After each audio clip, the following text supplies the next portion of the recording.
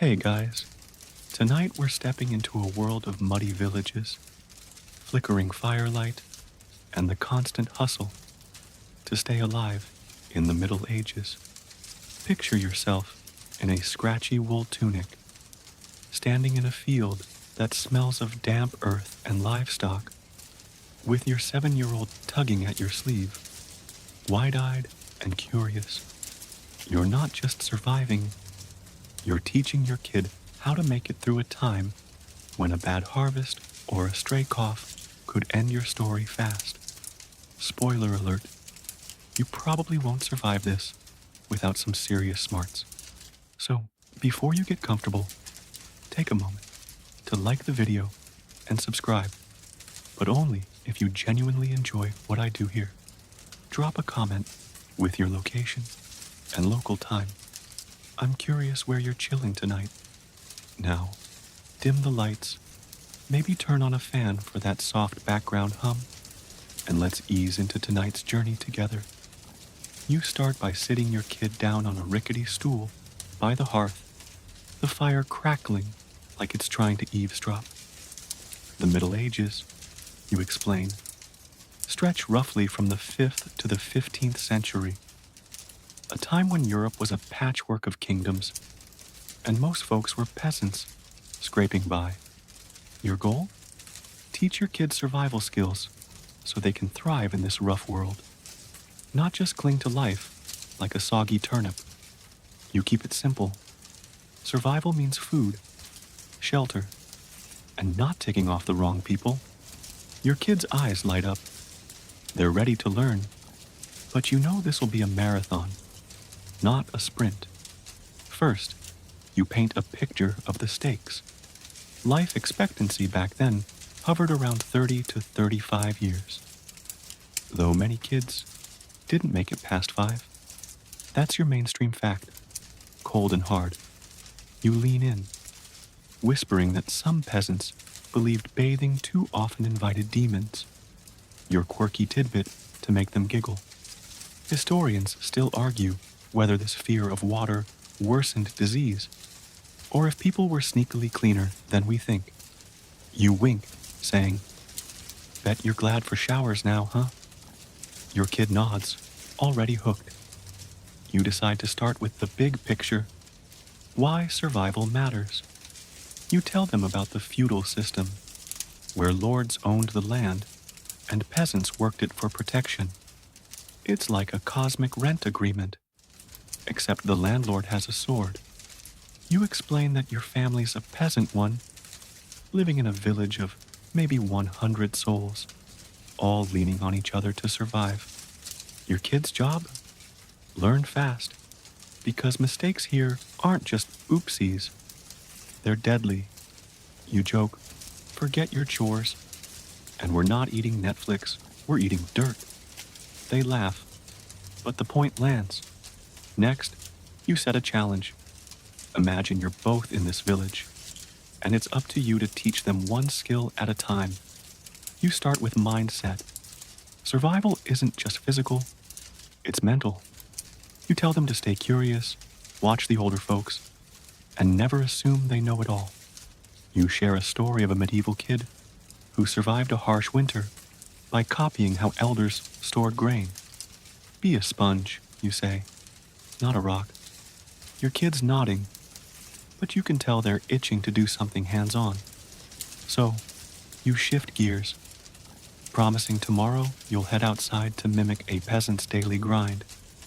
You describe waking at dawn, the air sharp with frost, and trudging to the fields. You'll show them how to check crops, feed chickens, and maybe even dodge a grumpy goose. Another joke to keep it light. You warn them it's not all adventure. Boredom and hunger are real enemies.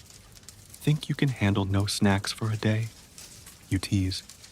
Their face scrunches, and you know you've got their attention. You wrap up by grounding them in the village's rhythm. Everyone works together, from the blacksmith hammering horseshoes to the baker kneading rye.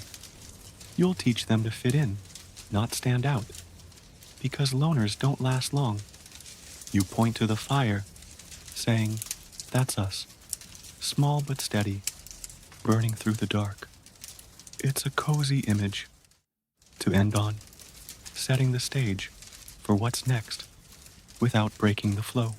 You wake up at dawn, the air chilly, and the village already stirring. Your 7-year-old rubs sleepy eyes as you nudge them off a straw mattress, the scratchy blanket slipping to the floor.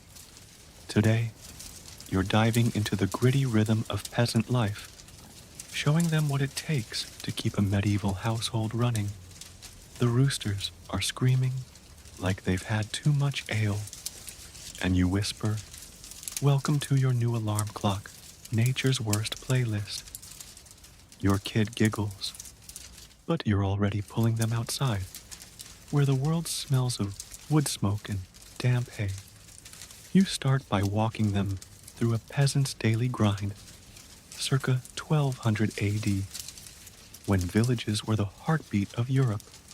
Most folks worked from sunrise to sunset, tending fields or animals, with no weekends or coffee breaks. That's your mainstream fact. Life was labor, no exceptions. You point to the horizon, where fields stretch under a gray sky, and say, "That's your office now." You add a quirky tidbit. Some villagers believed elves hid in the wheat, stealing crops if you didn't sing while harvesting. Your kid's eyes widen, and you grin, "Better learn a tune, or we're eating elf crumbs." Historians still argue whether these superstitions boosted morale or just wasted breath. You lead them to the village center, a muddy square where folks barter eggs and gossip. You explain the routine. Men plow or herd, women spin wool or cook, and kids, yep, even 7-year-olds, pitch in. Your kid's skeptical, so you hand them a stick and say, "Pretend this is a hoe, dig." They swing it awkwardly, kicking up dirt, and you laugh. Not bad for a rookie, but don't quit your day job. The point? Everyone works, or the whole village starves. Next, you show them the household chores.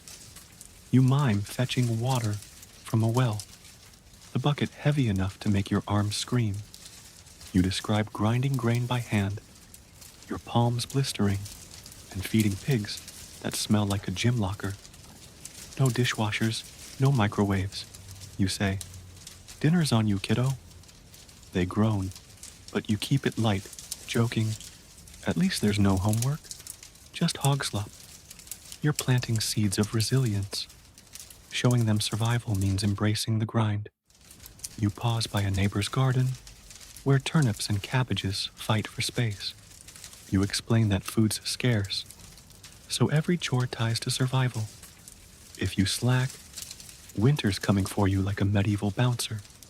You teach them to watch the sun's angle to track time. No clocks here. You point at a shadow and say, "That's your Fitbit. Move faster." They giggle, but you're serious.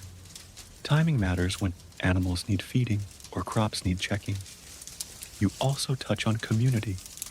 The village is tight-knit because survival's a team sport. You describe helping a neighbor fix a fence or sharing a loaf during lean times. Think of it as the world's worst potluck. You quip. You tell them about the Domesday Book, a 1086 survey that counted every pig and plow. Proof even kings cared about village output. Your kid's impressed, but you add that some villagers hid livestock to dodge taxes, a cheeky move that makes them smirk. Before heading home, you stress pacing. Peasants didn't sprint through chores. They worked steady, saving energy for emergencies. You mimic a slow walk, saying, "Channel your inner tortoise, not hare." You warn them about burnout, a real risk when every day's a marathon. You end by sitting on a stump, the village humming around you. "This is your world now," you say. "Tomorrow, we'll hunt for food. But for now, soak it in. The air's cool, the fire's waiting, and your kids already buzzing with questions, ready for more. You're up before the sun, your 7-year-old grumbling as you nudge them out the door into the chilly morning mist. The village is quiet, save for a distant dog barking and the faint cluck of chickens. Today, you're teaching them how to find food in the Middle Ages, because an empty belly doesn't care about your dreams of knighthood. You hand them a woven basket, its edges frayed, and say, "No grocery stores here, kiddo. Just you, the woods, and a whole lot of hope." They clutch the basket, eyes wide, as you lead them past the village's edge, where fields give way to tangled forest. "Let's not starve today, yeah?" you tease, and they giggle. But you know hunger's no joke in this world. You start with the basics of medieval food sourcing around 1300 AD, when most peasants relied on what they could grow, hunt, or scavenge. Your mainstream fact: about 80% of a peasant's diet came from grain. Think barley, rye, or oats, ground into bread or porridge. You point to a patch of wild rye swaying in the breeze and say, "That's your happy meal. But you've got to work for it." For your quirky tidbit, you share that some peasants ate hedgehog stew, believing it cured baldness. Your kid wrinkles their nose, and you laugh. "Bald or not, I'm passing on that one." Historians still argue whether such folk remedies were placebo or pure desperation. You guide them into the forest, the air sharp with pine and damp earth. You explain foraging. Look for berries, nuts, or edible roots, but avoid anything too pretty. It's probably poison. You kneel by a bush, pointing out blackberries, their thorns snagging your sleeve. "Pick slow," you say, "or you'll bleed before breakfast." They try, pricking a finger, and you bandage it with a leaf, joking, "First battle scar. Wear it proud." You show them how to check for ripeness, sniffing for sweetness, and soon the basket's got a handful of berries. It's not much, but it's a start. Next, you talk hunting. Most peasants couldn't afford fancy bows, so they used slings or traps. You pick up a smooth stone and mime a sling's whirl, aiming at an imaginary rabbit. "Miss, and we're eating air," you say. You describe setting snares, loops of twine hidden in grass, to catch small game. Your kid's fascinated, so you let them tie a practice knot, their fingers fumbling but determined. You nod. "Not bad, but don't trap your own foot." They laugh, and you feel the lesson sinking in. You also cover fishing, since rivers were medieval pantries. You lead them to a sluggish stream, its surface glinting in the dawn light. No rods here, just nets or sharpened sticks for spearing. You mime jabbing a fish, splashing water for effect, and your kid doubles over, giggling. "Laugh now," you quip, "but miss that fish and its porridge again." You explain that fish was a Friday staple, thanks to church rules against meat. That's your call back to the village's rhythm, tying today's lesson to yesterday's grind. Before heading back, you stress caution. Foraging and hunting sound fun, but wolves and boars don't play nice. You tell them to stick close, watch for tracks, and never wander too deep. You share a story of a peasant who survived by hiding in a tree when a boar charged. Quick thinking saved his life. "Brains over brawn," you say, tapping their forehead. The basket's heavier now, with berries, a few hazelnuts, and some wild leeks you spotted. It's not a feast, but it'll stretch tonight's meal. As you trudge home, the village waking around you, you remind them food's a daily fight. "No fridges, no takeout," you say. "What you find today feeds you tomorrow." They nod, clutching the basket like a trophy. Tomorrow you'll build a shelter, but for now, they're proud, and you're content. The forest fading behind you as the smell of hearth smoke pulls you home. You're standing in a clearing just outside the village, the morning sun barely cutting through a thick fog that clings to the ground like a ghost.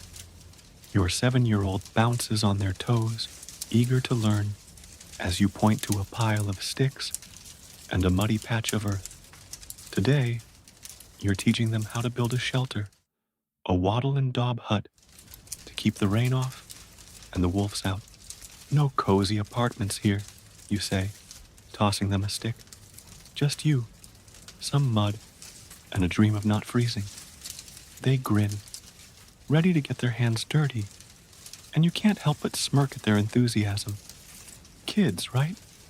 You kick things off with the basics of medieval construction.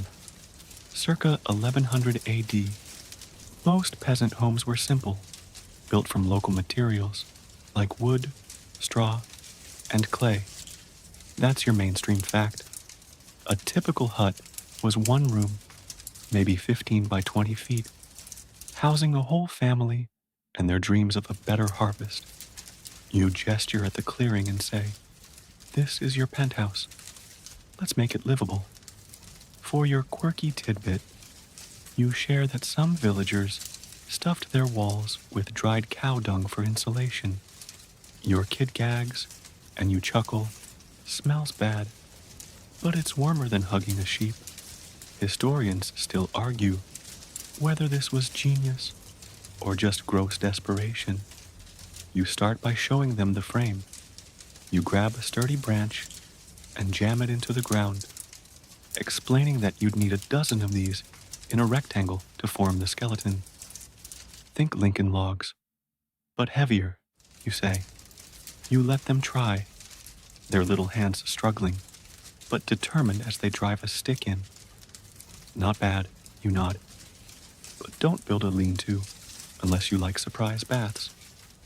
They laugh, and you move to weaving. Wattle comes next. Thin branches woven between the uprights, like a giant basket. You demonstrate, your fingers looping hazel twigs, and soon they're copying you, giggling when a branch snaps. Less hulk, more finesse. You tease. Now for the daub. You scoop a handful of clay from the ground, mixing it with straw and water until it's a sticky mess. Medieval cement, you call it, slathering it onto the woven frame. Your kid dives in, mud splattering their tunic, and you laugh. You're hired for the messiest job in the village. The daub dries hard, sealing gaps, and you explain it's like the world's worst art project. Functional, not pretty. You warn them to work fast before rain turns it to soup. A callback to yesterday. Remember those berries? No shelter, no eating them in peace. You talk roofing as you pile straw for a thatch. You describe layering it thick to shed water, tying it with twine so wind doesn't steal it. No Home Depot, you say. Mess this up, and you're sleeping with the pigs. They nod, serious now, as you mime tying a bundle. You add that roofs often hosted mice, or even snakes. Fun fact that makes them squirm. You reassure them, stick to the plan, and you'll stay dry. For safety, you mention picking a spot away from flood-prone streams. Common sense. But medieval floods ruined many a hut. Before finishing, you stress teamwork. Villagers often built together, raising a frame in a day like a medieval barn raising. You tell a story of a village that rebuilt after a fire, everyone pitching in. That's your Wi-Fi. Community, you quip. The hut's taking shape now. Walls half daubed, and your kids proud, even if they're caked in mud. You end by sitting on a log, the clearing quiet except for distant cowbells. This is home, you say. Tomorrow, we'll make clothes to keep you warm in it. They're tired, but buzzing, already eyeing the hut like it's their castle. You're back in the village, the afternoon sun casting long shadows across the muddy path as you lead your 7-year-old to a corner of your hut where a pile of rough wool and flax waits. The air smells of lye and damp cloth, and a neighbor's loom clacks nearby like a metronome. Today, you're teaching them how to make clothes to survive the biting medieval winters. No Gore-Tex jackets, just itchy tunics and a lot of patience.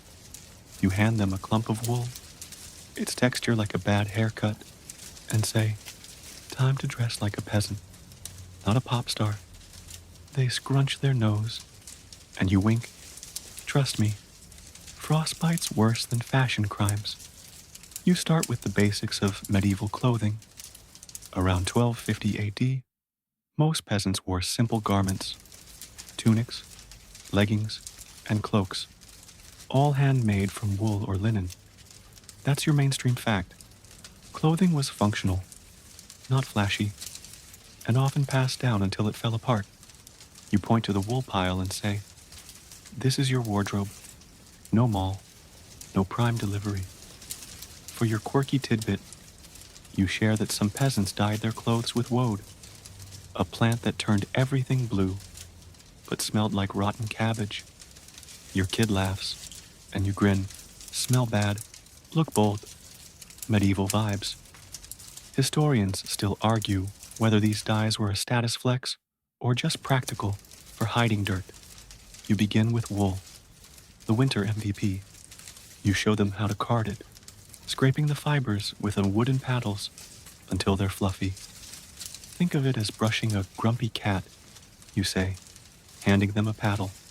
They fumble, wool flying everywhere, and you chuckle. Less snowstorm, more control. Once carded, you demonstrate spinning, twisting fibers into thread with a drop spindle. It's slow, hypnotic work, and your kid tries, the spindle wobbling like a drunk top. Not ready for Etsy yet, you tease, but they're hooked, watching the thread grow. Next, you talk weaving. You mime, working a loom, explaining how threads interlock to make cloth. It's too complex for today, so you focus on the end game, a tunic. You describe cutting and sewing with bone needles, the stitches big and clumsy. No sewing machines, you say. Mess up, and you're rocking a drafty toga. You let them practice stitching 2 scraps together, their fingers poking cautiously. You nod. Solid start. Nobody's freezing yet. For winter, you stress layering.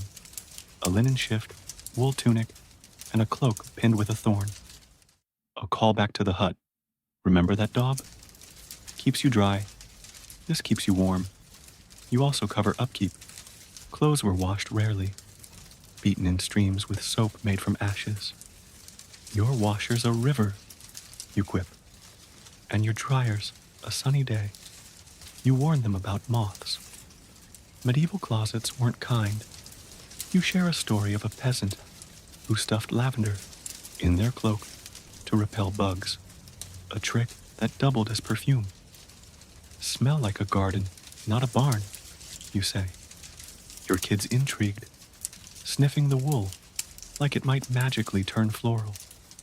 Before wrapping up, you touch on footwear. Peasants wore leather turn shoes, basically socks with soles, stuffed with straw for warmth. You joke, forget Nikes. These are medieval Uggs, minus the cozy. You explain tanning leather was a village job, stinky but vital. The sun's dipping now, and your kids' hands are smudged with lanolin, their tunic scrap taking shape. You end by the fire, saying, "These clothes are your armor. Tomorrow, we'll tackle disease, way scarier than a bad outfit." They nod, proud of their thread, as the village settles into dusk. The looms clack fading into the evening hum. You're crouched by the hearth in your hut, the fire spitting embers as the evening chill seeps through the wattle walls. Your 7-year-old huddles close, wrapped in the rough tunic you started yesterday. their eyes flicking nervously as you begin today's lesson, dodging the invisible killers of the Middle Ages. Disease. The village outside is quiet, but you can almost feel the threat lurking in the air, like a bad vibe you can't shake. No hospitals, no hand sanitizer, you say, poking the fire. One wrong sneeze, and you're toast. They gulp, and you soften the tone, adding, "But we're smarter than that, right? Let's outwit the plague like medieval ninjas." You dive into the reality of medieval health, circa 1348, when the Black Death swept Europe, killing up to a third of the population. That's your mainstream fact. The plague, spread by fleas on rats, turned towns into ghost lands. You point to a corner where a rat might scurry and say, "That's public enemy number one, no petting." For your quirky tidbit, you share that some folks wore necklaces of dried toad to ward off sickness, believing it absorbed evil vapors. Your kid giggles, and you grin. Toad bling? Hard pass. Historians still argue whether these charms were pure superstition or a placebo that calmed panicked minds. You start with hygiene, or the lack of it. Bathing was rare, since many believed open pores invited disease. You mime washing with a rag, saying, "Scrub when you can, but don't expect a spa day." You explain that villages dumped waste in streets or rivers, breeding germs like a medieval petri dish. Your job, you tell them, is to avoid the stinkiest spots. You suggest boiling water before drinking, a trick some peasants stumbled on. Your kid nods, but you see the gears turning. They're grossed out. Next, you cover the plague's signs: fever, chills, and those creepy black buboes. You keep it PG, saying, "It's like the flu, but with extra nope." You teach them to steer clear of anyone coughing or looking sweaty. Social distancing, medieval style. Think of it as dodging a dodgeball. You quip, and they laugh, easing the tension. You also mention fleas, tiny vampires that hitch rides on clothes. A callback to yesterday. That wool tunic? Shake it out, or you're hosting a flea party. You shift to prevention. You describe keeping the hut clean, sweep straw daily, don't let food rot. You point to the fire and say, "Burns germs and keeps rats chilly." Win-win. You share a story of a village that survived an outbreak by isolating the sick in a barn, a rare smart move. Brains save lives, you say. You also warn about markets, where crowds spread sickness faster than gossip. Shop quick, don't linger, you advise, miming a speedy barter. Before wrapping up, you touch on remedies. Most were useless, bleeding or praying, but you focus on practical ones, like vinegar for cleaning wounds. It stings, but it works, you say. You joke, no WebMD, just guess and stress. Your kid's quieter now, processing the stakes. You end by the fire, its glow warm against the night. Disease is sneaky, you say, but you're sneakier. Tomorrow, we'll learn to barter, so we can eat without catching the plague. They nod, clutching their tunic, as the village sleeps, the air heavy with lessons and the faint crackle of hope. You are in the village square at midday, the air buzzing with chatter and the sharp tang of fresh baked bread. Your 7-year-old clutches a small sack of barley, their eyes darting between stalls piled with eggs, wool, and questionable smelling cheese. Today, you're teaching them how to barter in a medieval market where coins are rare, and your survival depends on trading what you've got for what you need. You nudge them forward, saying, "No credit cards, no Venmo, just your wits and a poker face." They grin, nervous but excited, and you whisper, "Don't trade our barley for a shiny rock, okay?" They laugh, and you know they're ready to dive in. You set the scene with a dose of history, circa 1200 AD. Most peasants didn't use money daily. Bartering was the backbone of village economies. That's your mainstream fact. Goods like grain, eggs, or labor were swapped based on need and trust. You point to a baker haggling over a loaf and say, "That's your Amazon," loud and chaotic. For your quirky tidbit, you share that some traders tossed in lucky charms, like a rabbit's foot, to sweeten a deal. Your kid smirks, and you quip, "Hope they washed it first." Historians still argue whether these trinkets were valued or just medieval marketing fluff. You start with the basics. Bartering's about value, not price tags. You explain that a sack of barley might equal a dozen eggs or a day's work, depending on who's hungry. "Know what you've got," you say, lifting the barley. "And know what they want." You lead them to a stall where a woman offers leeks. You mime sizing her up. Does she need grain more than you need veggies? Your kid tries, squinting dramatically, and you chuckle, "Subtle, kid. Not Sherlock." The goal's to trade without looking desperate, even if your stomach's growling. Next, you teach haggling. You demonstrate, offering the barley for leeks, but acting picky, saying they're wilted. The woman bristles, and you wink at your kid. Half the game's bluffing. "Start high, settle fair," you whisper. They try, offering the barley for a bigger bundle. Their voice wobbly, but bold. The woman laughs, tossing in an extra leek, and you nod. "Not bad. You're not starving yet." A callback to the plague lesson. Remember dodging crowds? Markets are germy, so barter fast and bounce. You also cover trust. Villages were small, so reputation mattered. Cheat someone, and the whole square knows by sundown. You share a story of a trader banned for swapping bad eggs. His family ate grass for weeks. "Play fair," you say, "or you're trading with ghosts." You point out allies, like the baker who owes you for fixing her fence. "Favors are currency too," you say. Your kid's eyes light up. They're starting to get it. Before leaving, you warn about scams. Some traders padded sacks with chaff or palmed good eggs for cracked ones. "Eyes sharp," you say, showing them how to check goods. You joke, "No refunds in the Middle Ages." Caveat emptor or buyer beware. The square's quieter now. Stalls packing up. Your kid's got leeks and a small cheese wheel. Proud as a knight, you end by a cart, saying, "You're a trader now. Tomorrow, we'll defend our hut from bandits." Way scarier than a bad deal.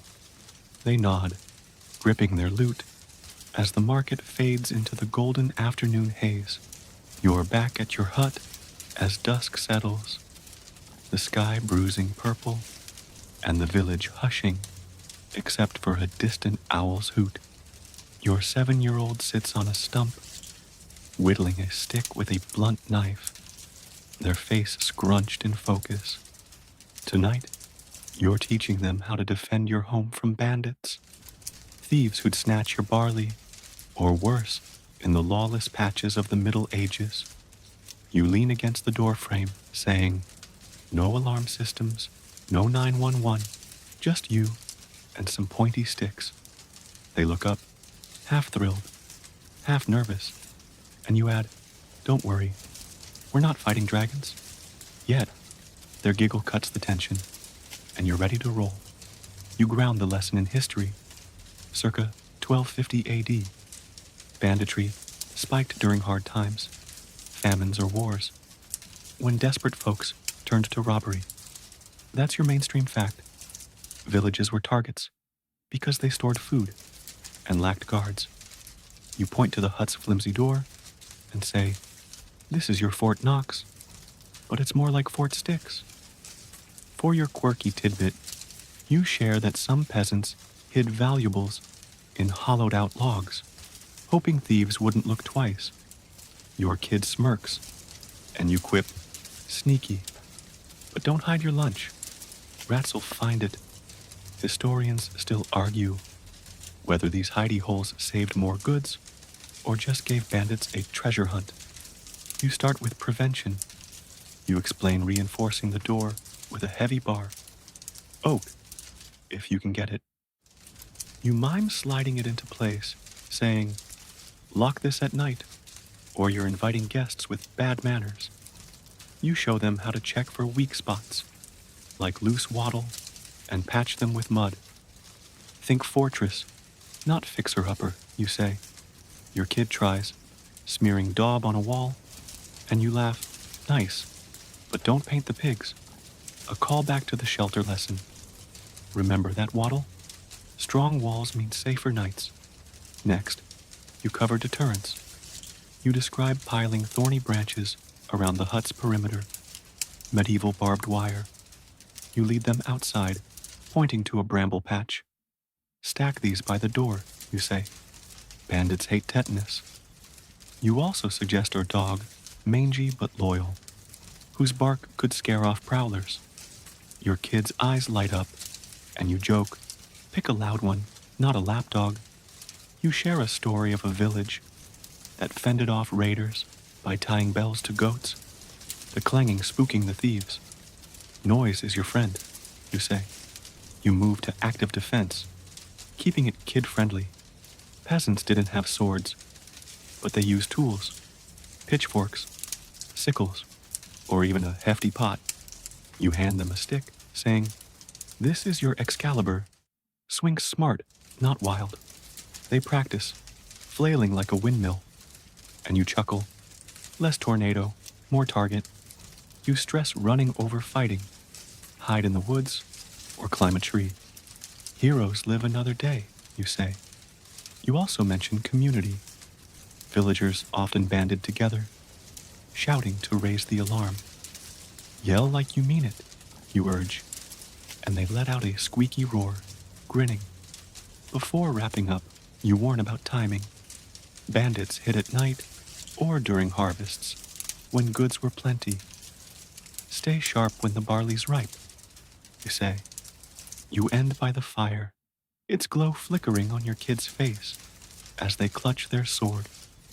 You're tougher than you look, you say. Tomorrow, we'll navigate the feudal pecking order. Less scary, but trickier. They nod, proud, as the night deepens, the hut feeling a bit safer with their newfound grit. You're sitting on a worn bench outside your hut, the morning sun warming the village, as carts rumble past and a gaggle of geese waddle by, honking like they own the place. Your 7-year-old fidgets beside you, picking at a splinter, as you prepare to teach them about the feudal hierarchy, the invisible rules that keep the Middle Ages spinning. You point to a distant manor house, its stone walls looming, and say, that's the boss's place. And trust me, you don't want to mess with their vibe. They squint, curious, and you add, it's like a school pecking order, but with more swords and fewer timeouts.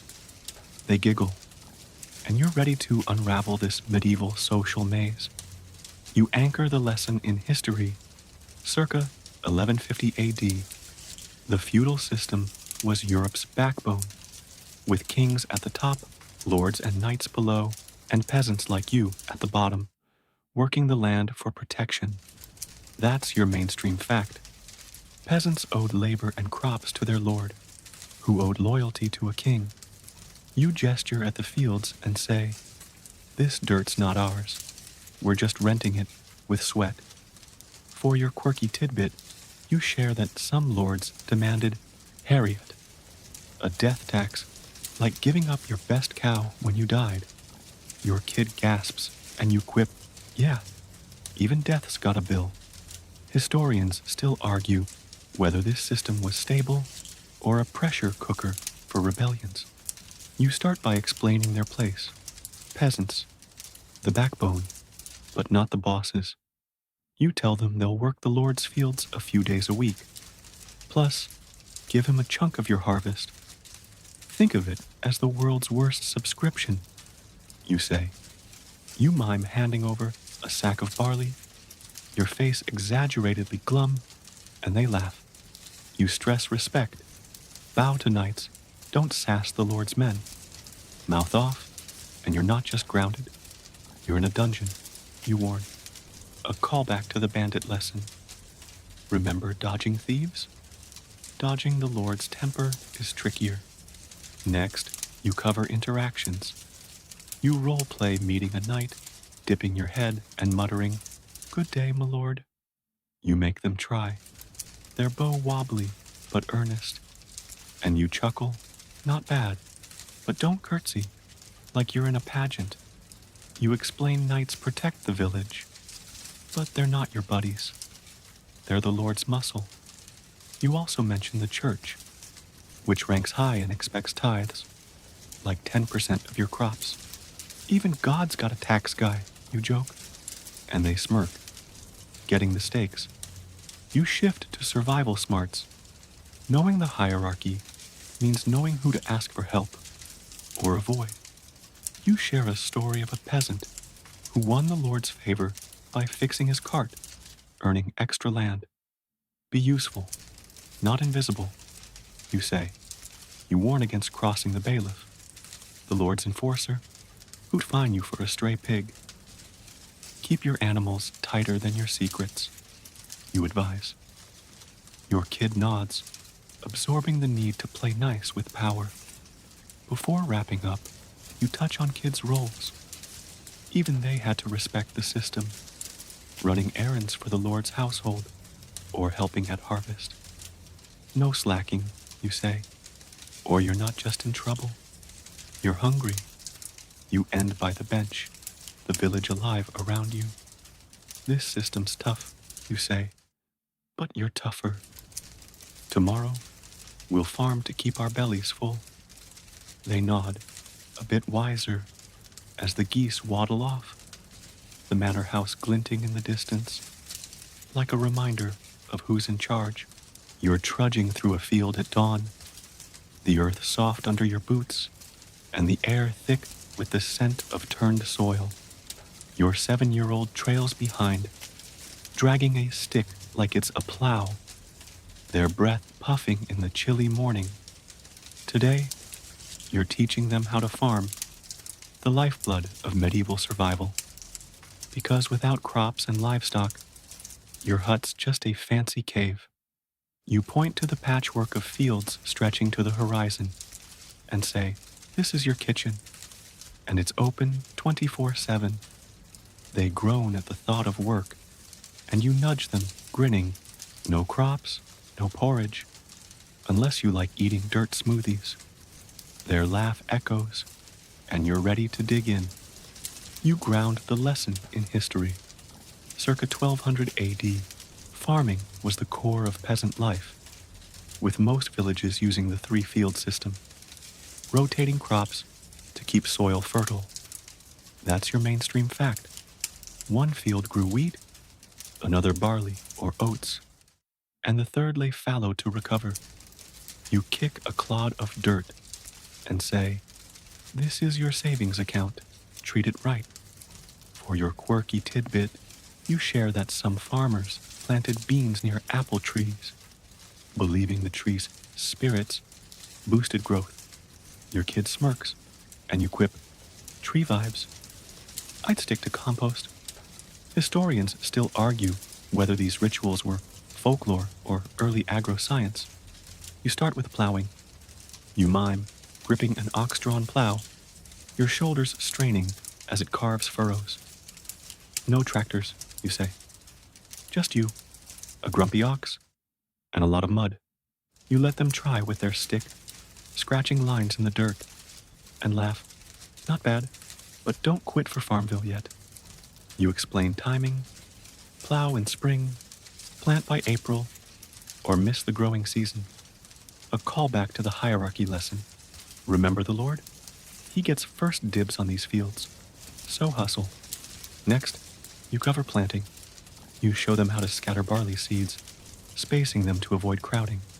Think Goldilocks. Just right, you say. You let them toss a handful, seeds flying wildly, and chuckle. Less confetti, more precision. You also talk weeding, a kid's job, since their small hands could pluck without trampling. You're the pest control, you say, miming yanking a thistle. You warn about birds stealing seeds, suggesting scarecrows or noisy kids to shoo them. Yell like you're mad at a goose, you joke, and they bellow, startling a nearby crow. You shift to livestock. Cows, pigs, and chickens were wealth on hooves. You describe milking a cow at dawn, the bucket heavy and the cow fidgety. One kick, and you're wearing breakfast, you say. You show them how to check chickens for eggs, dodging pecks. Your kid mimics, clucking, and you grin, Oscar-worthy, but don't quit farming.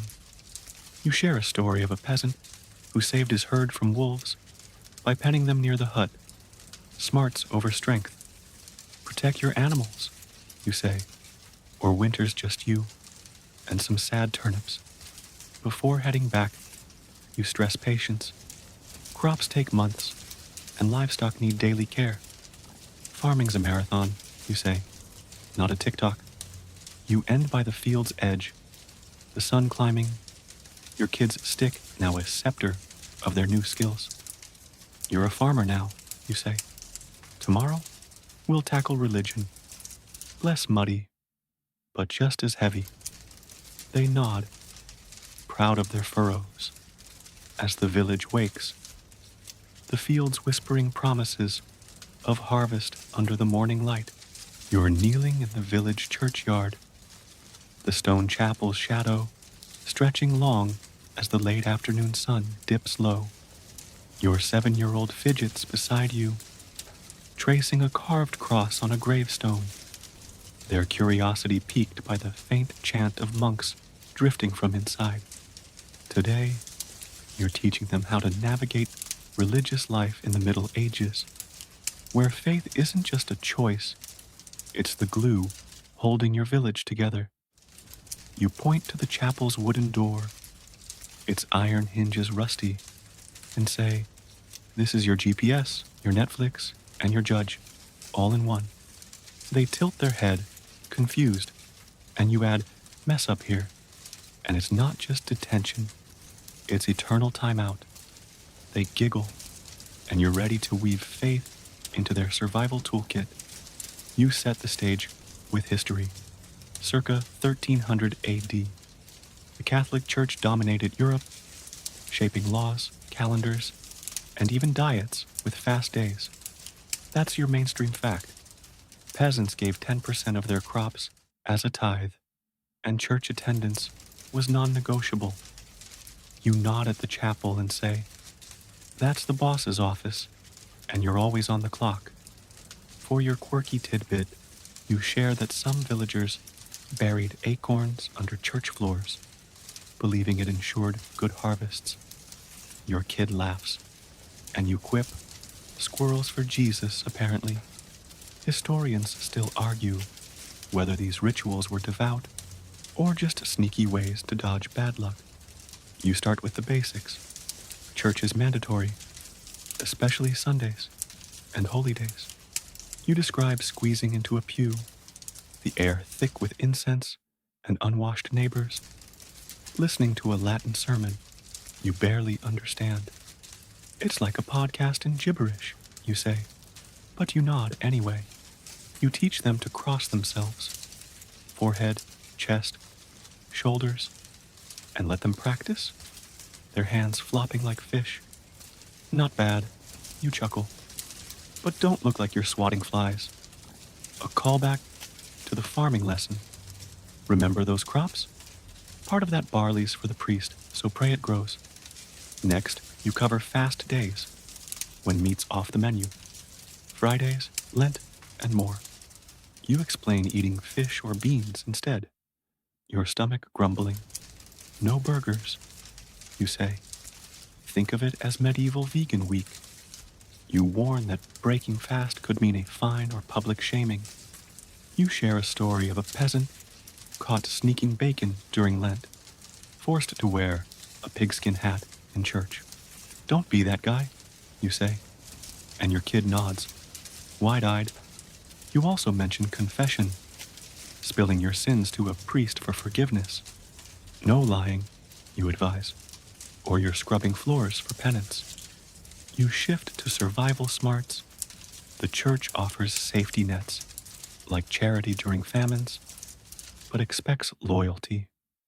You tell them to volunteer for small jobs, sweeping the chapel or ringing bells to earn goodwill.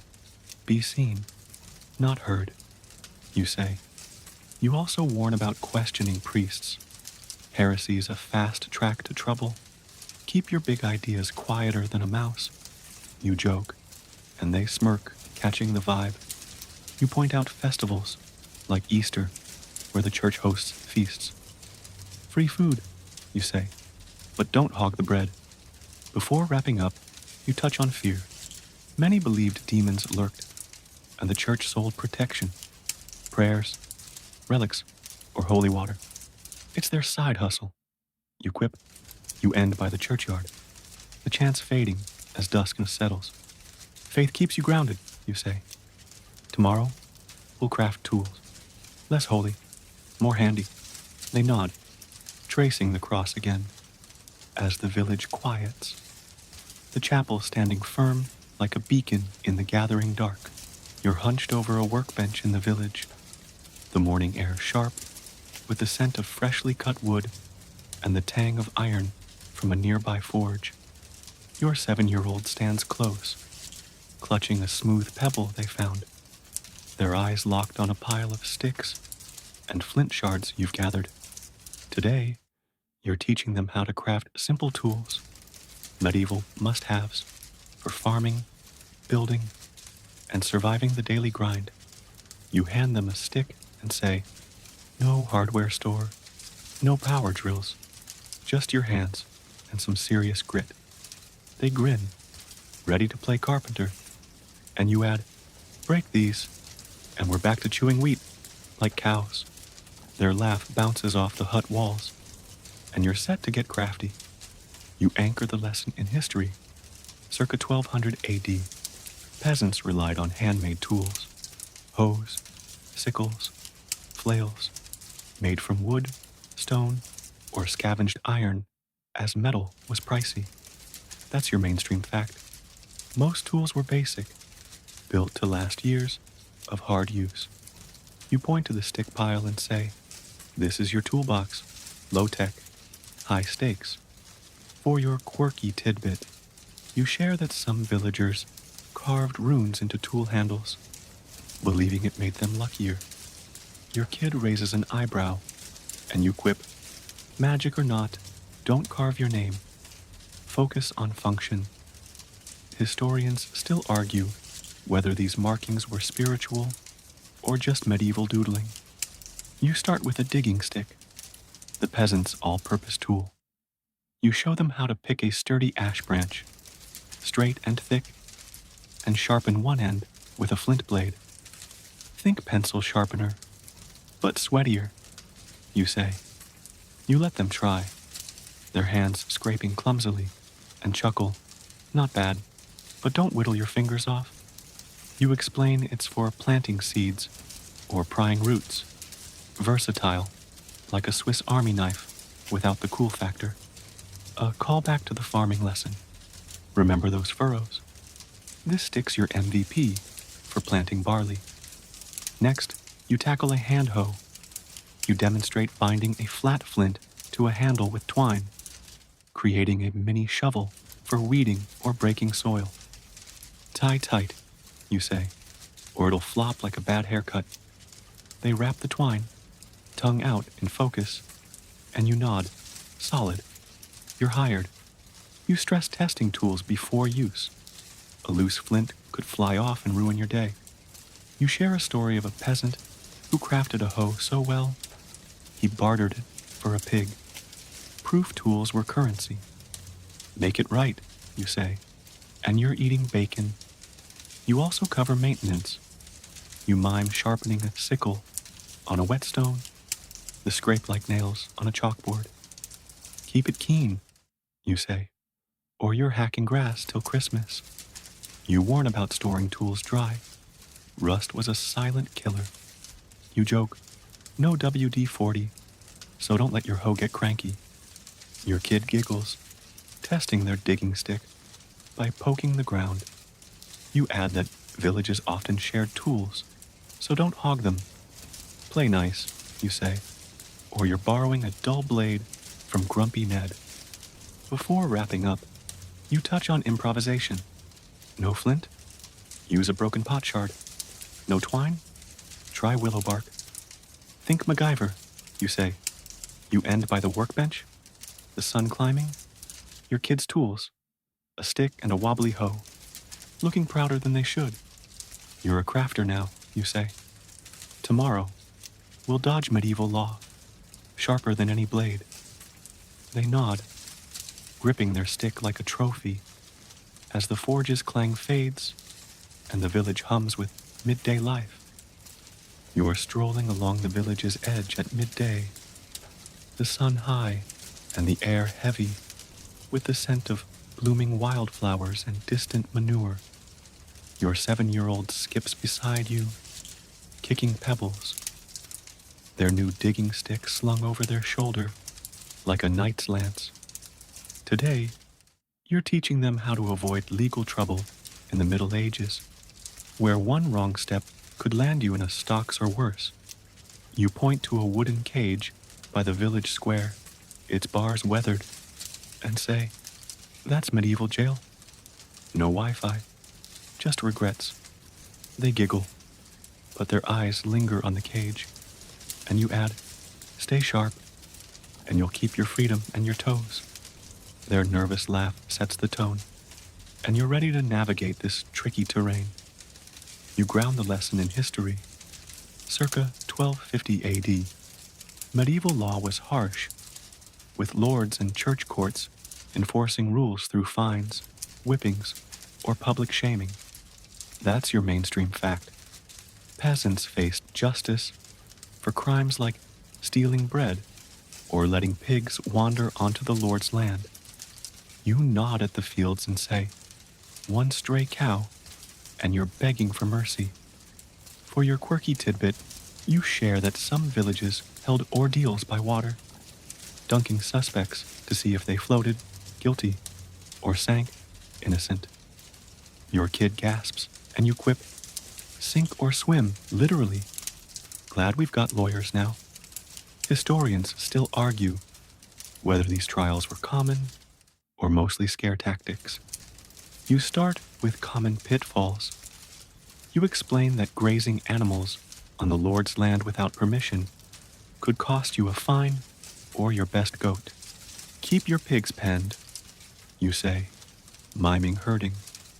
You let them practice shoeing an imaginary pig, their arms flailing, and chuckle, "Nice, but don't eat the livestock." You also warn about poaching. Stealing game from the Lord's forest was a fast track to a noose, a callback to the hunting lesson. Remember those snares? Set them on your land, or you're toast. Next, you cover village rules. You describe the reeve, the Lord's local enforcer, who'd fine you for shoddy fences or skipping fieldwork. He's like a hall monitor with a grudge, you say. You teach them to bow slightly when he passes. Respect keeps you off his radar. Your kid tries, their bow more wobble than grace, and you laugh. Not bad, but don't audition for royalty. You share a story of a peasant who dodged a fine by fixing the reeve's cart. Smarts over sass. Be useful, you say, not a rebel. You also touch on church law. Missing mass or working on holy days could mean penance, like fasting or public confession. Skip church, and you're not just bored, you're broke. You joke. You warn about gossiping too loudly. Accusing someone of witchcraft could spark a trial, and fingers point both ways. Keep your drama quieter than a mouse, you advise. You point out the stocks. where petty thieves sat for days, pelted with rotten turnips. Don't steal, you say, unless you like veggie facials. Before wrapping up, you stress prevention. Stay honest, work hard, and blend in. Fly under the radar, you say. You end by the path, the cage looming in the distance, your kid clutching their stick a bit tighter. You're smarter than the law, you say. Tomorrow, we'll tackle winter, colder than a reeve's heart. They nod, a mix of relief and pride, as the village buzzes, the sun glinting off the fields like a promise of safer days. You're inside your hut as a late autumn wind howls outside, rattling the wattle walls and sneaking through gaps to nip at your fingers. Your 7-year-old huddles by the fire, wrapped in their scratchy wool tunic, their breath visible in the dim light. Today, you're teaching them how to survive the brutal medieval winter, when food runs low and the cold creeps in like an uninvited guest. You toss a log on the fire, sparks dancing, and say, "Winter's coming, and it's meaner than a hungry wolf." They scoot closer, eyes wide, and you add, "But we're tougher. Let's stack the deck." Their nod is all the cue you need to dive into this frosty lesson. You set the stage with history. Circa 1300 AD, winters were harsh, with temperatures often dipping below freezing, and famine loomed if harvests failed. That's your mainstream fact. Peasants survived by stockpiling food and fuel, as villages could be cut off by snow for weeks. You point to a corner where sacks of barley sit and say, "That's your fridge. Guard it like gold." For your quirky tidbit, you share that some villagers slept with their livestock for warmth, cuddling cows like living heaters. Your kid wrinkles their nose, and you quip, "Smelly, but better than icicle toes." Historians still argue whether this was common or a last resort for the desperate. You start with food storage. You show them how to check grain sacks for mold, sniffing for mustiness. Bad barley's a one-way ticket to an empty belly, you say. You let them inspect a sack, their hands poking cautiously, and chuckle, "Good nose. You're not eating slime yet." You explain drying apples or smoking fish to last through March, miming hanging strips over the fire. A callback to the foraging lesson.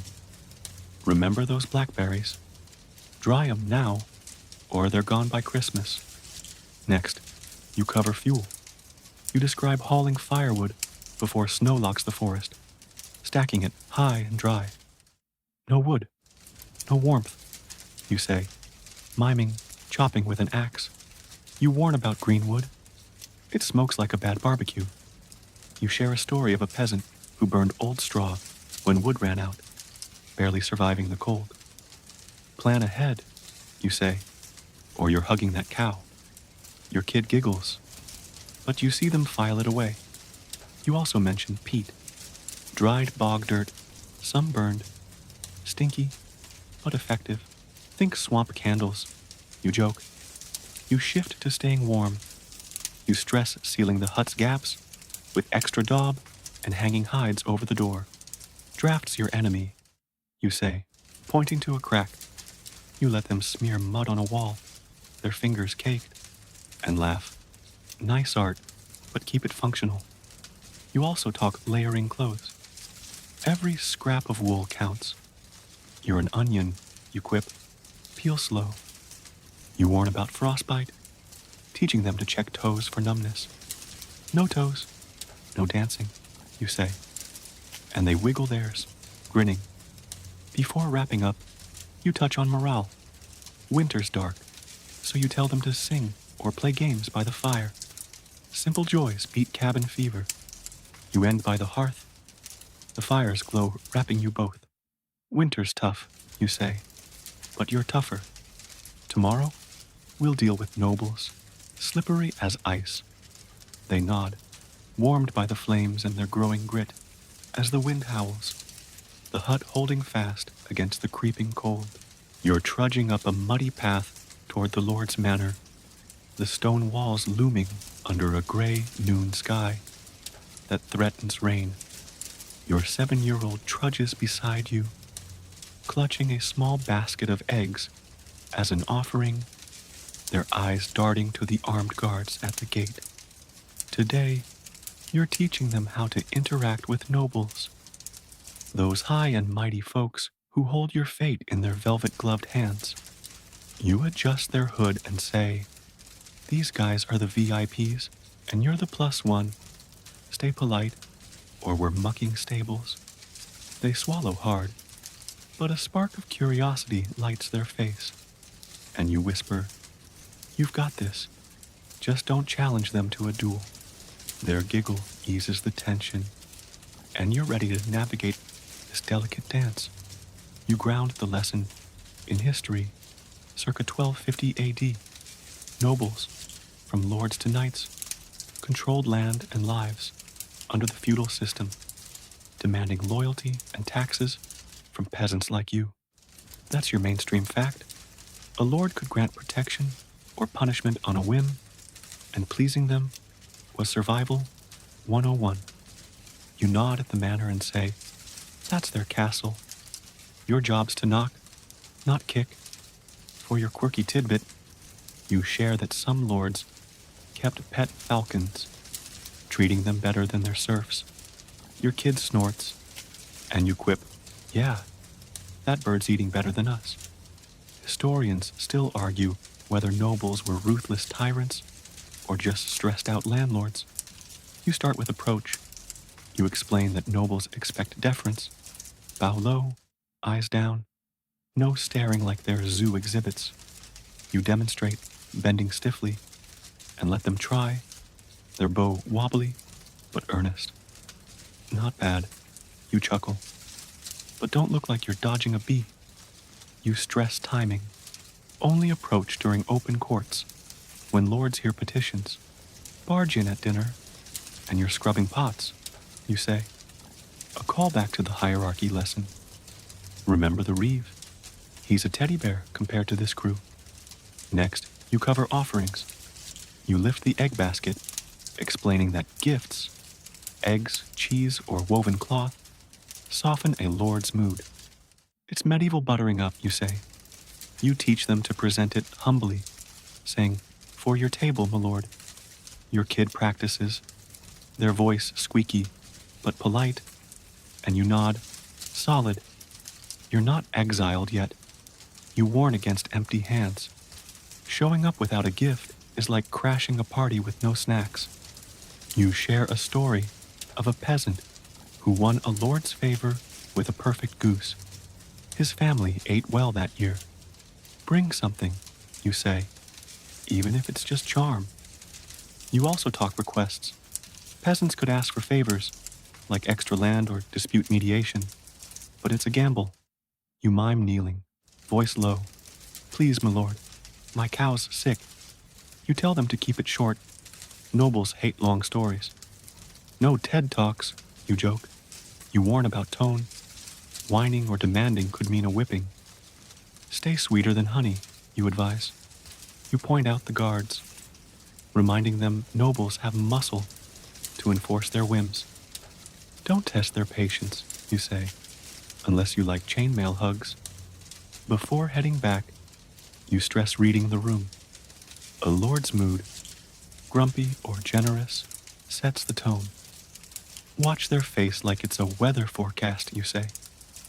You end by the path, the manor fading behind you, your kid still gripping the eggs, like a lifeline. "You're a diplomat now," you say. "Tomorrow, we'll hunt and trap. Way less formal, way more furry." They nod, a mix of relief and pride, as the village hums, the guard's armor glinting like a reminder of power's weight. You're deep in the forest at dawn, the air crisp and heavy with the scent of moss and decaying leaves. The village a distant memory behind a curtain of oaks. Your 7-year-old crouches beside you clutching a twine snare, their eyes scanning the underbrush for signs of rabbits or squirrels. Today, you're teaching them how to hunt and trap, skills to put meat on the table when crops alone won't cut it. You point to a faint trail in the dirt and whisper, "That's your grocery aisle." But the groceries bite back. They stifle a giggle, gripping the snare tighter, and you add, "Stay sharp, or we're eating twig soup again." Their nod is all business, and you're ready to stalk the medieval wilds. You set the stage with history. Circa 1200 AD, peasants hunted small game or trapped to supplement diets, but lords often claimed forests as private hunting grounds. That's your mainstream fact. Poaching on noble land could mean a fine or a lost hand, so you stuck to legal edges. You gesture at the trees and say, "This is your pantry, but it's got a no trespassing sign." For your quirky tidbit, you share that some hunters wore owl feathers, believing it sharpened their night vision. Your kid smirks, and you quip, "Fancy hat, zero science." Historians still argue whether these rituals were superstition or morale boosters. You start with trapping. You show them how to set a snare, looping twine over a bent sapling to catch a rabbit's leg. "Hide it in grass," you say, camouflaging the loop. You let them try, their fingers fumbling but focused, and chuckle. "Nice, but don't trap your own ankle." You explain checking traps daily. A caught animal draws predators. A callback to the winter lesson. Remember stockpiling? One rabbit now means stew in January. You also mention deadfall traps, rocks propped to crush small game, but warn they're risky. Squash the wrong thing, and you're explaining it to the reeve. You say, "Next, you cover hunting. Peasants used slings or clubs, not fancy bows." You pick up a smooth stone, miming a sling's whirl, and aim at an imaginary quail. "Hit or miss, no door dash," you say. You let them swing a stick like a club, their arc wild but eager, and laugh, "Less baseball, more stealth." You stress moving quietly, snap a twig, and dinner bolts. You share a story of a peasant who bagged a deer with a lucky slingshot, feeding his family for weeks. Aim small, win big, you say. You also talk tracking. You point out paw prints and nibbled leaves, teaching them to read the forest like a book. Rabbits love clover, you say, so stake out the good stuff. You warn about bigger beasts, boars or wolves, that could turn hunter into hunted. Stay low, stay alive, you advise. You joke, "No heroics, unless you want to be wolf chow." Your kids' eyes widen, but they're hooked, scanning for tracks like a mini detective. Before heading back, you stress safety, hunt with a buddy, carry a knife, and never chase game onto the Lord's land. "Poaching's a bad bet," you say. You end by a clearing, the snare set, your kid buzzing with adrenaline. "You're a hunter now," you say. "Tomorrow, we'll heal with herbs. Less running, more sniffing." They nod, proud as the forest hums, the dawn light filtering through leaves, like a promise of bounty. You're crouched in a sunny patch just outside the village, the midday air alive with a hum of bees and the sharp scent of crushed mint underfoot. Your 7-year-old kneels beside you, sniffing a sprig of lavender, their face a mix of delight and suspicion. Today, you're teaching them how to heal with herbs, medieval medicine to patch up cuts, fevers, and aches when doctors are as rare as a warm bath. You pluck a yarrow leaf and say, "No pharmacies, no band-aids, just plants and a prayer." They giggle, twirling the lavender, and you add, "Get this right, or you're sipping nettle tea for fun." Their scrunched nose tells you they're ready to learn, and you dive into this green pharmacy. You ground the lesson in history. Circa 1300 AD, peasants relied on herbal remedies, passed down through generations, since professional physicians served nobles. That's your mainstream fact. Plants like chamomile or sage were brewed, poulticed, or chewed to ease ailments. You point to the herb patch and say, "This is your ER, pick wisely." For your quirky tidbit, you share that some villagers mixed herbs with honey to chase away evil spirits from wounds. Your kid smirks, and you quip, "Sweet, but I'd skip the demon part." Historians still argue whether these remedies worked or were mostly placebo with a side of hope. You start with cuts. You show them yarrow. Its feathery leaves a go-to for staunching blood. Crush it, slap it on, you say, miming a poultice. You let them try, their hands mashing leaves into a gooey mess, and chuckle, "Nice. Less chef, more medic." You explain wrapping it with a clean cloth, rare in a muddy village. A callback to the disease lesson. Remember plague germs? Dirty rags are their VIP pass. You warn about infection. If the wound festers, you're in trouble. Clean it fast, you say, or it's bad news. Next, you cover fevers. You point out elderflower. Its tiny blooms, good for tea to cool a hot brow. Brew it weak, you say, or it's like drinking perfume. You mime sipping, then fake a gag, making them laugh. You also mention willow bark, chewed for pain like medieval aspirin. Tastes like regret, you joke, but it helps. You share a story of a peasant who eased her child's fever with mint tea, saving a trip to the pricey healer. Plants are free, you say, if you know where to look.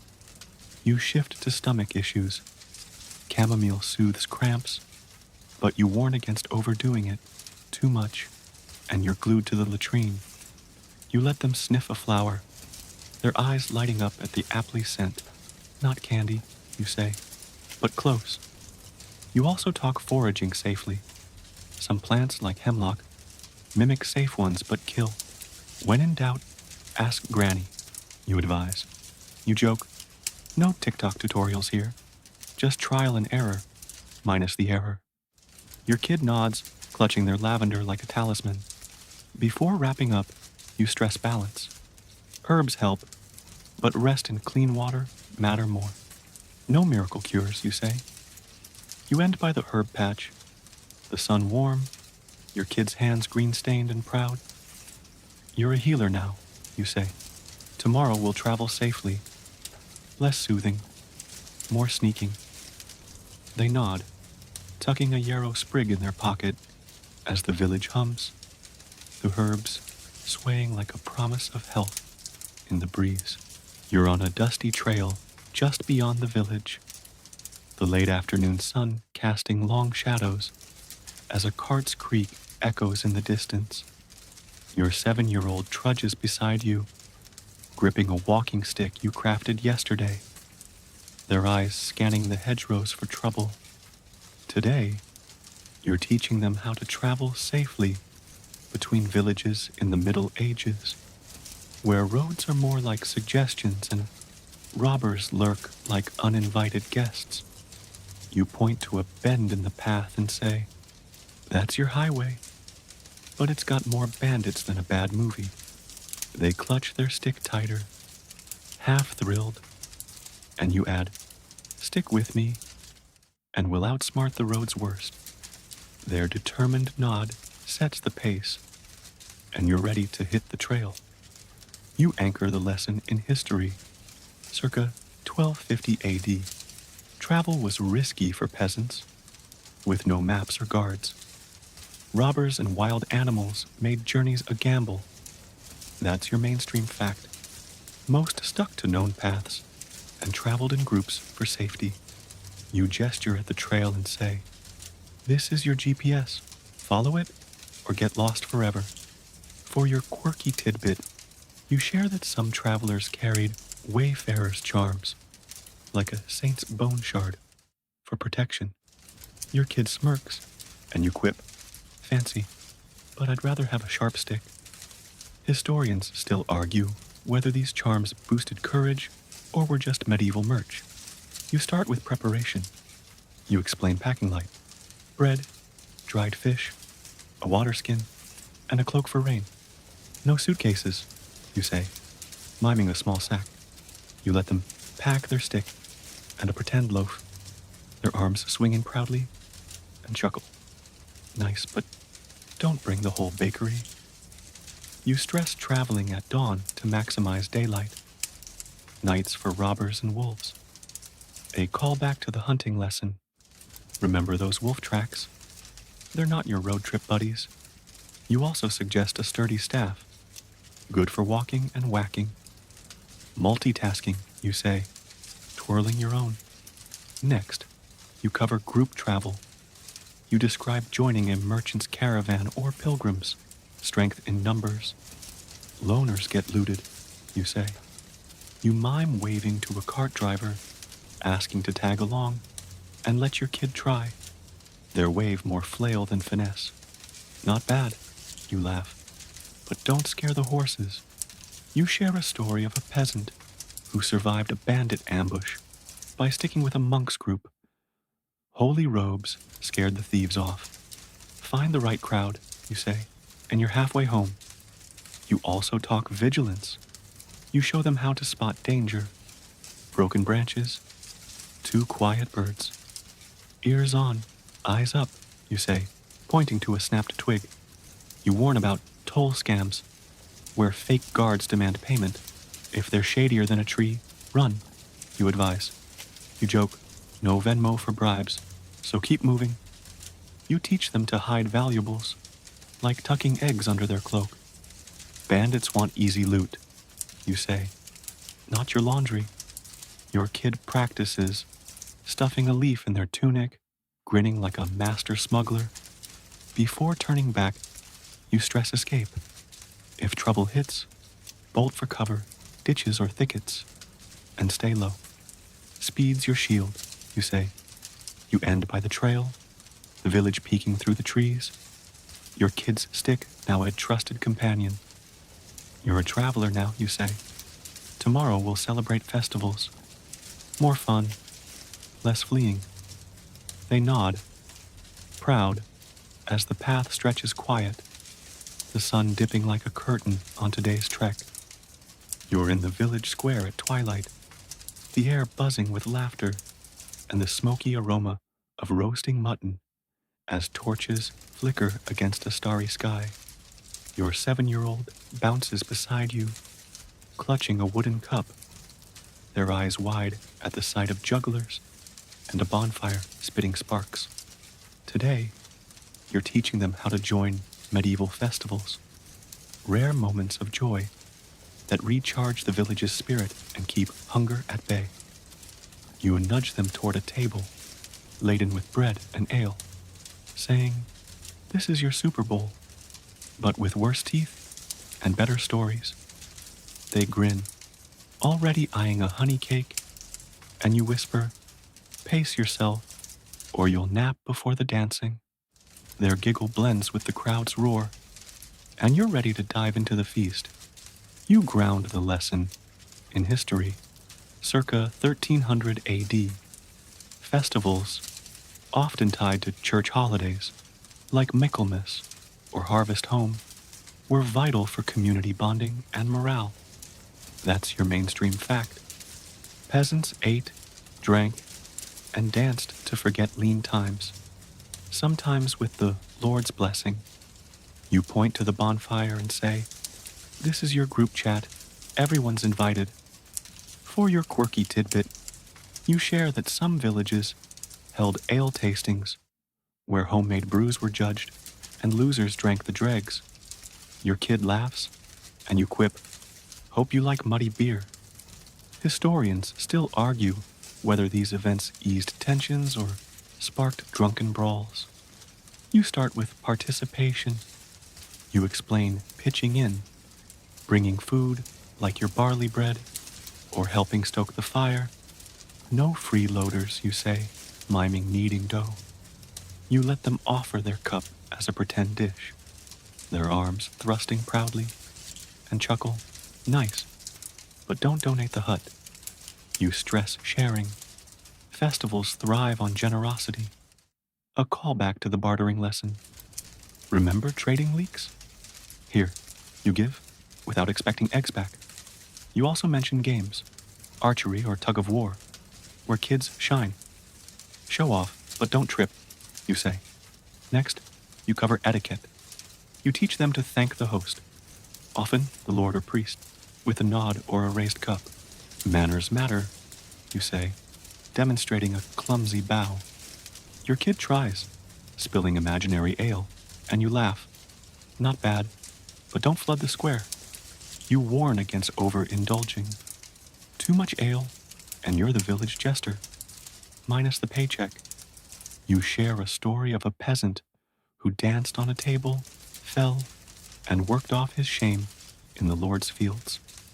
Stay chill, you say, or you're shoveling penance. You also talk connection. Festivals are for alliances.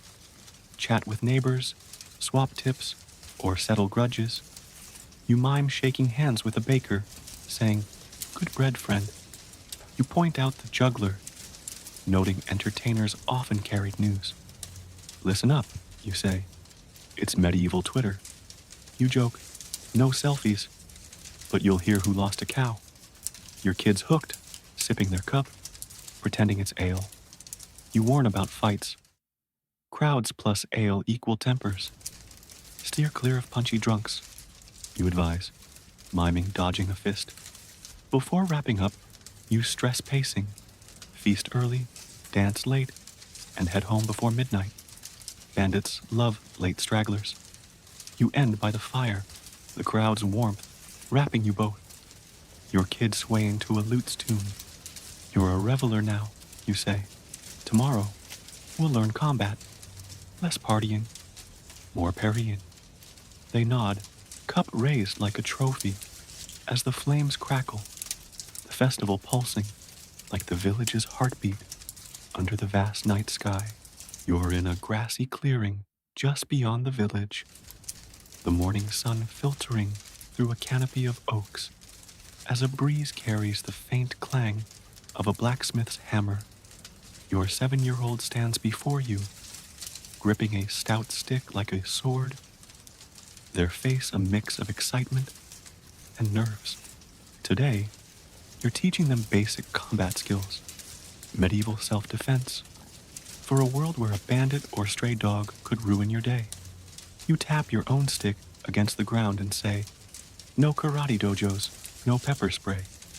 Just you and a good whack." They puff out their chest, ready to spar, and you add, "Let's not turn this into a slapstick comedy, okay?" Their grin tells you they're game, and you're set to teach some peasant-style fighting. You ground the lesson in history, circa 1250 AD. Peasants rarely fought like knights, but learned basic defense using tools or improvised weapons, especially during raids or disputes. That's your mainstream fact. A pitchfork or staff was a peasant's best friend in a scrap, not a shiny blade. You point to their stick and say, "This is your Excalibur, budget edition." For your quirky tidbit, you share that some villagers practiced cudgel play, a rough sport where they bashed each other with sticks for fun. Your kid's eyes widen, and you quip, "Yeah, medieval dodgeball, but dumber." Historians still argue whether these games built skills or just broke bones. You start with stance. You show them how to plant their feet, knees bent, stick raised to block. Balance is king, you say, nudging their shoulder to test them.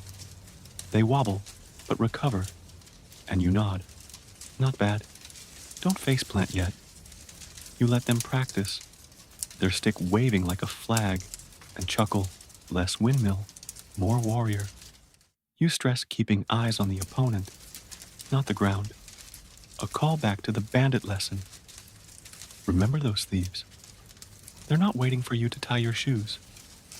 Next, you cover striking. You demonstrate a simple swing.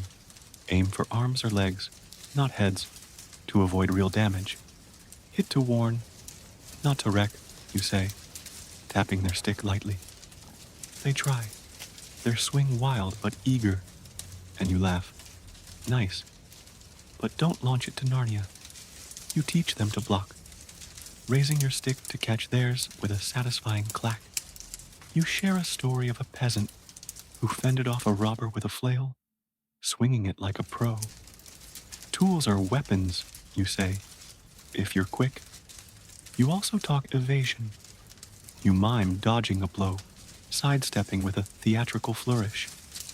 Move like you're dodging chores, you joke, and they giggle, trying it with a clumsy hop. You stress running over fighting, bolt for the village, if outnumbered. Legs beat pride, you say.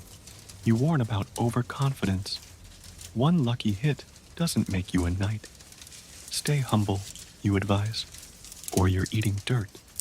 You let them practice a dodge and strike combo, their stick whizzing past you, and you clap. Not bad, you're scarier than a goose. Before wrapping up, you touch on awareness. Fights start with words or glares. De-escalate if you can. Talk soft. Walk away, you say. You end in the clearing. The sun higher. Your kid's stick now a badge of courage. You're a fighter now, you say. Tomorrow, we'll manage waste. Less heroic. More hygienic. They nod, panting but proud, as the forest hums. The distant hammers clang fading like a reminder of the village's pulse. You're standing by a mucky ditch at the village's edge. The late morning air thick with the stench of rotting scraps and something you'd rather not name. Your 7-year-old wrinkles their nose, clutching a rake you crafted, their eyes darting to a pile of straw and vegetable peels nearby. Today, you're teaching them how to manage waste in the Middle Ages, where plumbing's a pipe dream and poor sanitation can turn a bad day deadly. You hand them a burlap sack and say, no garbage trucks, no sewers, just you and the stink parade. They groan, but a spark of curiosity flickers, and you add, master this, or we're living in a landfill. Their hesitant nod gets you started, and you're ready to tackle this less than glamorous survival skill. You set the scene with history. Circa 1300 AD, medieval villages lacked proper sanitation. Waste, human, animal, and kitchen, was dumped in streets, ditches, or rivers, breeding disease. That's your mainstream fact. Poor waste management fueled outbreaks like dysentery, killing thousands. You point to the ditch and say, this is your toilet, trash can, and nightmare. For your quirky tidbit, you share that some villagers believed tossing garlic into waste piles warded off miasmas, or bad air thought to cause sickness. Your kid snickers, and you quip, smells like a vampire's nightmare, not a cure. Historians still argue whether these practices were superstition or early hygiene instincts. You start with household waste. You show them how to sort. Food scraps for pigs, bones for broth, and straw for compost. Recycle like your life depends on it, you say, miming tossing peels to a hog. You let them rake scraps into the sack, their face scrunched, and chuckle, nice, but don't faint yet. You stress keeping the hut clean. Piles inside attract rats. A callback to the disease lesson. Remember those plague fleas? Trash is their penthouse. You warn about burning waste carefully. Sparks could torch the village. No bonfires, you say, unless you want to be homeless. Next, you cover human waste. You explain using a latrine pit, dug far from the well to avoid poisoning water. Dig deep, you say, pointing to a spot. You mime shoveling, then fake a gag, making them laugh. You teach them to cover waste with ash or dirt to cut the smell and flies. Think cat litter, but grosser, you joke. You share a story of a village that moved its latrine after a fever outbreak, saving lives. Location matters, you say, or you're drinking trouble. You also talk community effort. Villages sometimes shared a dung heap, carted to fields as fertilizer. You describe pitching in to haul waste, a job kids often did. You're the cleanup crew, you say, handing them the rake. They swing it, scattering straw, and you nod. Not bad, you're not fired. You warn about dumping in rivers.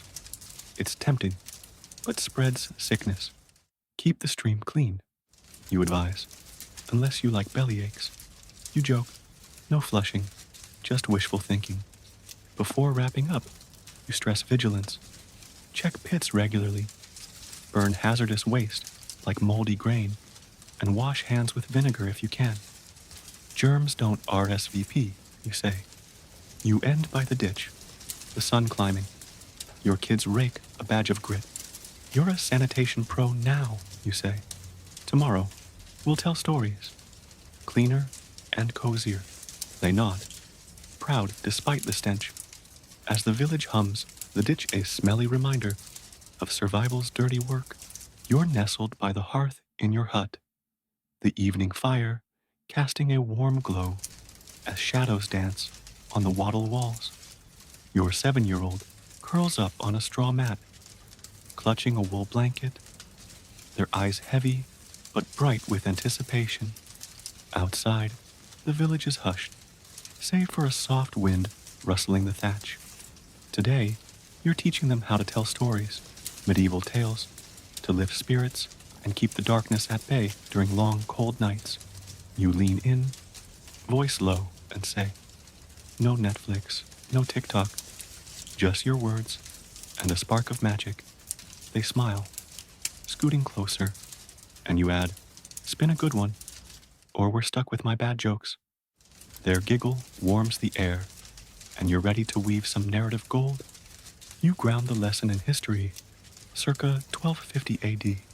Storytelling was a cornerstone of medieval life, binding communities with tales of heroes, saints, or local lore shared by firelight. That's your mainstream fact.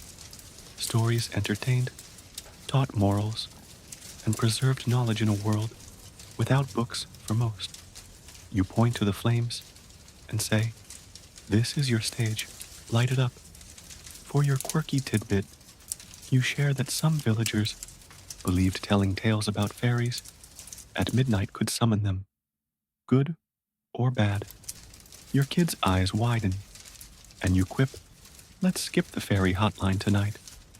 Historians still argue whether these stories were pure fun or subtle ways to enforce village values.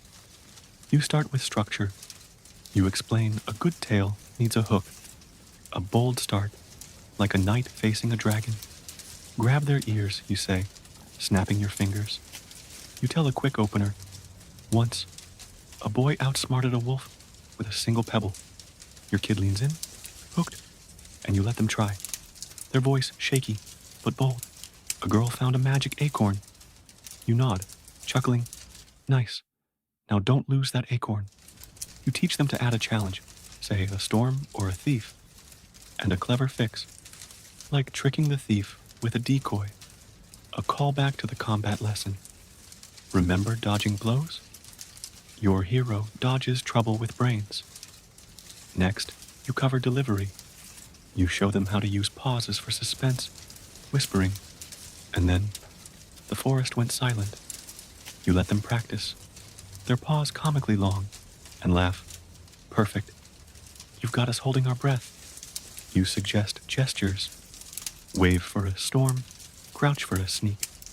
Act it out, you say, miming a sword swing. You share a story of a peasant who calmed a rowdy tavern with a tale of a ghost. His voice so vivid, everyone swore they saw it. Own the room, you say. even if it's just us and the mice. You also talk content. You suggest drawing from village life. Tales of brave farmers or clever kids resonate. Keep it real, you say, but sprinkle in wonder. You warn against grim endings. People need hope, not nightmares. No one wants to sleep scared. You joke, fake shuddering. You encourage them to weave in lessons, like sharing or courage, without preaching. Your kid tries a short tale about a girl saving her cow from a fox, their voice rising with pride. Solid, you say. You're the next bard. Before wrapping up, you stress practice. Tell stories often. Tweak them based on listeners' reactions. Read the crowd, you say. You end by the fire. Its crackle a soft applause. Your kid's blanket a cape of confidence. You're a storyteller now, you say. Tomorrow, we'll adapt to weather. Less cozy, more soggy. They nod, sleepy but proud, as the flames dwindle. The hut, a cocoon of tales and flickering light. You're trudging through a field under a brooding sky, the air damp and heavy, with a threat of rain as distant thunder grumbles like an annoyed giant. Your 7-year-old skips beside you, their cloak flapping, a stick in hand to prod at puddles. Today, you're teaching them how to adapt to the unpredictable medieval climate, where storms, droughts, or early frosts could turn a good year sour. You point to the darkening clouds and say, Mother Nature's the boss here, and she's got a temper. They glance up, half worried, and you add, but we're sneakier. Let's outsmart the sky. Their determined nod pulls you forward, and you're ready to face the elements. You set the stage with history. Circa 1300 AD, Europe's climate was fickle, with the medieval warm period giving way to wetter, colder years that ruined crops and sparked famines. That's your mainstream fact. Peasants had to read weather signs and adjust fast to survive. You kick a sodden clod and say, this field's your crystal ball. Learn its moods. For your quirky tidbit, you share that some villagers hung eel skins in trees, believing they predicted rain if they stayed slimy. Your kid laughs, and you quip, eel weather app, 0 stars. Historians still argue whether these signs were savvy or just soggy superstition. You start with reading the sky. You show them how to spot rain clouds, thick, gray, and low, versus harmless fluff. Dark means duck, you say, pointing upward. You let them guess, their finger jabbing at a storm cloud, and chuckle, bingo, you're not drowned yet. You teach other signs, birds flying low or ants marching signal rain. Nature's chatty, you say, if you listen. A callback to the winter lesson. Remember stockpiling wood? Do it before the sky dumps a lake. You warn about lightning. Stay low, avoid trees. No heroics, you say, unless you want to glow. Next, you cover crops.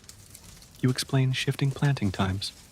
Sow early if spring's warm, late if frost lingers. You mime scattering seeds, saying, guess wrong, and it's turnip city. You share a story of a peasant who saved his barley by draining a flooded field with ditches. Hard work paid off. Think ahead, you say. You also mention cover crops, like clover, to protect soil from erosion. Your kid pokes at the dirt, curious, and you nod. Good eye. That's your bread next year. You joke. No weather app, just dirt and vibes. You shift to livestock. You describe moving animals to higher ground before floods, or building windbreaks for winter storms. Cows hate soggy hooves, you say, miming a grumpy cow. You let them herd their stick like a sheep, their giggles breaking the gloom. You warn about feed. Wet summers mean less hay, so ration early. Hungry pigs are cranky pigs, you quip. You also suggest extra bedding. Straw keeps animals warm when frost bites. Cozy cows. Happy you say, tossing imaginary straw. Before heading back, you stress flexibility. Weather's a gamble, so have backup plans. Extra grain, a dry corner for tools. Roll with the punches, you say. You end by the field, rain starting to spit. Your kid's cloak, now a superhero cape. You're a weather warrior now, you say. Tomorrow, we'll build community, warmer than any storm. They nod, splashing a puddle. As the thunder fades, the village, a blurry beacon through the drizzle. You're in the village square at mid-morning, the air crisp with the scent of fresh bread and the chatter of neighbors swapping gossip over a shared water bucket. Your 7-year-old stands close, holding a basket of turnips you grew, their eyes darting to a group of kids playing tag nearby. Today, you're teaching them how to build community ties, medieval glue that binds the village and boosts your odds of surviving hard times. You nudge them toward a neighbor's stall and say, "This is your squad, your safety net. No one makes it alone." They clutch the basket tighter, curious, and you add, "Play nice, and we're eating stew, not stress." Their shy grin sets the tone, and you're ready to weave this social web. You ground the lesson in history. Circa 1250 AD, villages thrived on mutual aid. Peasants shared tools, labor, and food to weather famines or raids. That's your mainstream fact. Community was a lifeline, with families leaning on each other like a human safety net. You point to the square and say, "This is your social media. Real faces? No filters." For your quirky tidbit, you share that some villages held help ales, where folks brewed beer to raise funds for a struggling neighbor. Your kid smirks, and you quip, "Party with a purpose. Wish I'd thought of that." Historians still argue whether these events built trust or just emptied barrels. You start with small gestures. You show them how to offer a turnip to a neighbor, saying, "For your pot, friend." You let them try, their hand shaky but earnest, and chuckle, "Nice. Nobody's starving today." You explain that sharing builds trust. A turnip now might mean eggs later, a callback to the festival lesson. Remember the feast? Same vibe, but daily. You stress listening. Nod when the baker rants about flour. Ask the shepherd about his lambs. "Ears on," you say, and you're halfway to allies. Next, you cover work swaps. You describe helping a neighbor mend a fence, expecting help with your harvest later. It's bartering, but with sweat, you say, miming hammering a post. You share a story of a peasant who gained a lifelong friend by helping rebuild a burned hut. Sweat sealed the bond. Your kid nods, eager, so you let them help by handing you a pretend nail, their grin wide. You warn against slacking. Ditch a job, and the village remembers. Flake, and you're trading with crickets, you joke. You also talk conflict. You teach them to settle disputes quietly, say over a stray goat, with calm words, not fists. Talk it out, you say, miming a handshake. You warn about grudges. Bad blood weakens the village. You point to the kids playing tag, noting even they share toys to keep peace. Learn from them, you say, but don't steal their ball. Your kid giggles, catching the vibe. You also suggest joining group tasks, like harvesting the Lord's fields. Show up, you say, and your family. Before wrapping up, you stress longevity. Build ties now, and they'll hold when winter bites or bandits prowl. Friends are your fortress, you say. You end in the square, the turnip basket lighter, your kid waving at a new friend. You're a village MVP now, you say. Tomorrow, we'll pass down skills. Your legacy starts here. They nod, proud As the square hums, the community pulsing like a heartbeat under the autumn sun. You're sitting on a worn stool by the hearth. The fires glow soft as the late evening wraps your hut in quiet. The village outside hushed under a blanket of stars. Your 7-year-old leans against you, their wool tunic bunched, a whittled stick in hand as they listen, half drowsy, to the crackle of logs. Today, you're teaching them how to pass down survival skills, medieval wisdom, to ensure the next generation thrives in this tough world. You ruffle their hair and say, "You're not just learning, you're the keeper of our tricks now." They blink up, proud but sleepy, and you add, "Pass this on, or we're all back to square one." Their nod is small but fierce, and you're ready to tie this journey's final knot. You ground the lesson in history, circa 1300 AD. Peasants relied on oral tradition, teaching kids through hands-on practice and stories, as writing was rare outside monasteries. That's your mainstream fact. Skills like farming or toolmaking were passed down by doing, not reading. You point to the fire and say, "This is your classroom, hot and hands-on." For your quirky tidbit, you share that some villagers marked teaching milestones with a carved stick, a kid's first diploma. Your kid grins, holding theirs up, and you quip, "Yours is cooler, no homework." Historians still argue whether these traditions strengthened families or just kept kids busy. You start with teaching by example. You show them how to demonstrate slowly, say, sharpening a flint knife, explaining each step.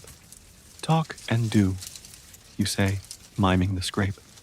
You let them try, their hands clumsy but earnest, and chuckle, "Nice, nobody's bleeding yet." You stress patience. Kids learn at their pace, not yours. A callback to the storytelling lesson. Remember your foxtail? Teach skills like you spun that yarn, clear and fun. You warn against rushing. A half-learned skill, like a wobbly snare, fails when it counts. Slow wins, you say. Next, you cover repetition. You explain practicing daily, planting seeds, checking traps, until it's muscle memory. Drill it, you say, miming sowing barley. You share a story of a peasant who taught his son to weave nets. Practicing till they could do it blindfolded, those nets fed them through a famine. Your kid nods, so you let them sow imaginary seeds, their hands steadier now. You also suggest games, like racing to tie a knot, to keep it light. "Fun sticks," you joke, "better than chores." They giggle, tying an air knot with flair. You shift to legacy. You tell them to teach others, siblings, friends, spreading skills like ripples. "You're the spark," you say. "Light up the village." You warn against hoarding knowledge. Selfish teachers weaken the community. You point to their stick, saying, "That's your baton. Pass it." You also encourage adapting, tweak skills for new challenges, like drier summers. "Be smart," you say, "not stuck." Your kids' eyes droop, but they're soaking it in. Their stick a symbol of duty. As the fire dims, you slow your voice, the words soft like a lullaby. You've taught them to survive. Food, shelter, community. And now they're the bridge to tomorrow. The hut feels smaller, the world bigger, as you whisper of fields waiting, hearths glowing, and skills enduring like stars. You tuck their blanket, the air warm with trust, and say, "You're ready, keeper of our ways." The flames flicker low, the night deep, your voice a gentle hum, fading into dreams. You're still by the hearth, the embers now a soft red pulse, the hut cocooned in the night's embrace. Your 7-year-old's breaths are slow, their stick resting by their side. the lessons of the Middle Ages, settling like dust after a long day. You lean back, voice barely above a whisper, and let the world shrink to this moment. The fields, the bandits, the lords, they're far away now, just echoes in the dark. You've shown them how to thrive in a time of mud and fire, to weave skills into a life that holds fast against the cold. The village sleeps, its rhythm steady as a heartbeat, and you feel the weight of their trust, small but mighty, curled against you. Picture the stars outside, sharp in the frosty sky, each a story of survival passed down. Let your eyes drift. The fires hum a lullaby, carrying you both to a place where the harvest is always plenty, the hearth always warm.